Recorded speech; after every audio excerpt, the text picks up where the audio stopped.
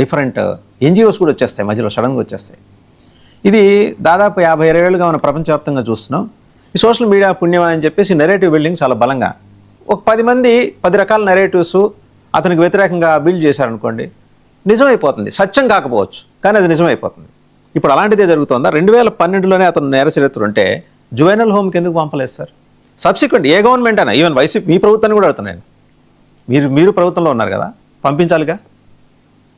అంతటి నేరస్తుడా? నాకు అర్థం కానిది ఏంటంటే అజ్మల్ కసబ్ కన్నా పోనీ అజ్మల్ కసబ్ మన భాష కాదు, పక్క దేశం చూసాడు, మన అందరికీ తెలిసిన డేగల్ సీన్ అంతకన్నా గొప్ప నేరస్తుడు అయితేనంట. సార్ ముఖ్యంగా విజ్డమ్ చౌదరి గారు చెప్తున్నారు కదా, వైసీపీ వాళ్ళకి మాట్లాడే హక్కు లేదనే విషయం కూడా నేను కరెక్ట్ గా చెప్పాలనుకుంటున్నాను. ఆయన గత ప్రభుత్వం అని చెప్పారు. అసలు ఈ భూమి పుట్టింది గత ప్రభుత్వం అప్పుడు చెప్పండి. ఆయనకి బహుశా చాలా చాలా విషయాలు మర్చిపోయినట్టున్నారు. నేను గుర్తు చేస్తాను.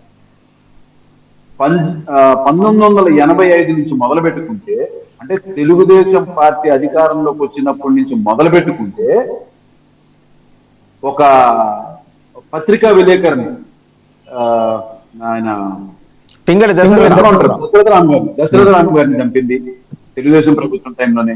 2 IAS రాఘవేంద్రరావు గారిని చంపింది తెలుగుదేశం ప్రభుత్వంలోనే. రామారావు మీద అప్పుడు దాడి చేసినటువంటి మల్లెల బాబ్జీని చంపించింది తెలుగుదేశం టైంలోనే. ఒక ప్రజాప్రతినిధి అయినటువంటి, ఎంతో జనాదరణ ఉన్నటువంటి వంగవీటి మోహన్ రంగా గారిని చంపింది తెలుగుదేశం హయాంలోనే. లాకప్ డెత్లు కూడా జరిగింది తెలుగుదేశం హయాంలోనే. దాని తర్వాత మళ్ళీ ఎప్పుడైతే చంద్రబాబు నాయుడు గారు మళ్ళా అధికారంలోకి, అప్పుడు పోయినటువంటి అధికారం ఆ టైంలో మళ్ళా తిరిగి వచ్చినటువంటిది 94 నుంచి అప్పుడు తీసుకున్నటువంటి చరిత్ర చూస్తే మీకు గద్దర్ గారి మీద కాల్పులు జరిపించింది తెలుగుదేశం హయాంలోనే. సిపిఐ వాళ్ళ మీద సిపిఎం వాళ్ళు ధర్నా చేస్తుంటే హైదరాబాద్ లో అప్పుడు జరిగింది తెలుగుదేశం హయాంలోనే.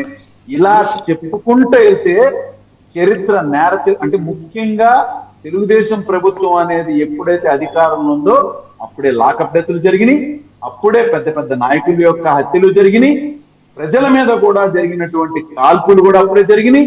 ఇలా లిస్ట్ తీసుకుంటే ఆయన ఏంటంటే చెప్తుంది. పోనీ మీకేమన్నా వైఎస్ఆర్సీపీ గవర్నమెంట్ ఎక్కడ లాకప్ డెత్ జరిగిందో